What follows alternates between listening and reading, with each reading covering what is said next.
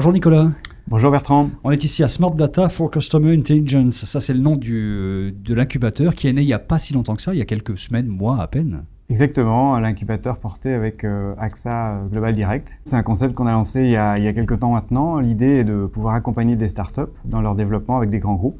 Et donc par Région Lab opère des incubateurs en partenariat avec des industriels dans ce sens. Ça veut dire que toutes les startups qui sont dans cet incubateur sont censées être intéressantes aussi pour AXA.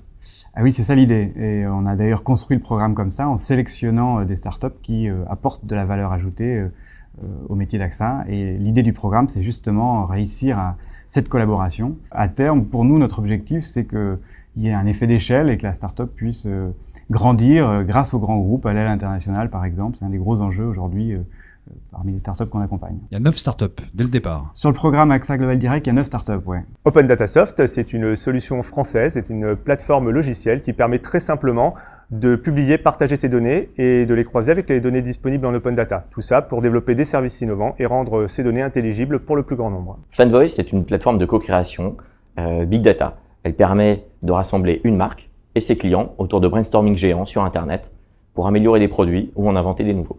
EverContact, c'est la mise à jour automatique des carnets d'adresses et des CRM à partir des informations recueillies dans les mails que vous recevez. Nous sommes convaincus que la consommation collaborative est une mutation profonde de société et que la confiance se déplace des marques vers les individus et nous, ça nous cher, nous œuvrons pour réinventer cette confiance. On est donc 3 organisations à l'origine de ce programme et donc le rôle de l'Institut Open Innovation est d'accompagner particulièrement 2 des 9 startups de ce programme par une approche spécifique puisqu'elles sont toutes les 2 en phase d'amorçage. Ça veut dire qu'il y a des startups qui sont plutôt avancées et 2 qui sont un peu moins avancées que les 7 autres. Voilà, tout à fait. Et l'Institut, c'est en fait le fruit d'un rapprochement entre des grandes écoles, des grands groupes et des partenaires institutionnels comme Paris Région Lab. Le but, in fine, c'est vraiment de faciliter les collaborations entre les startups et l'entreprise. Sur quels critères elles sont sélectionnées ces startups ? Alors en fait, la sélection, elle s'est, là en l'occurrence pour AXA Global Direct, elle s'est étalée sur de juin à septembre dernier. La première phase de sélection, c'est un appel à candidature assez large. La deuxième phase, c'est une analyse sur les dossiers. Donc les 70 dossiers qu'on a reçus ont été beaucoup d'ailleurs analysés par les métiers d'AXA Global Direct.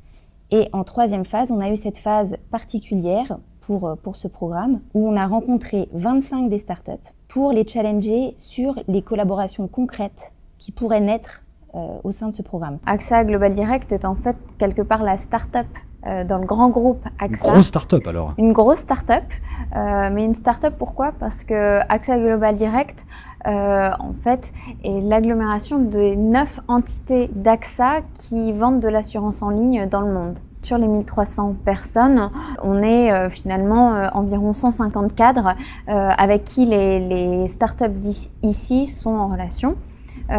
Et du coup, on a un esprit très entrepreneurial. Sur les 9 startups qui sont ici, avec combien vous travaillez déjà de façon concrète ? Avec les 7 plus matures, nous travaillons déjà de manière très concrète. Nous sommes dans une phase d'identification de projets qui soient à la fois stratégiques pour nous et stratégiques pour la start-up, bien entendu, puisque nous sommes dans une logique de partenariat. Donc, il faut à la fois que les enjeux de notre côté et du côté de la start-up soient pris en compte. Il y a certaines start-up qui ont des revenus via AXA Global Direct.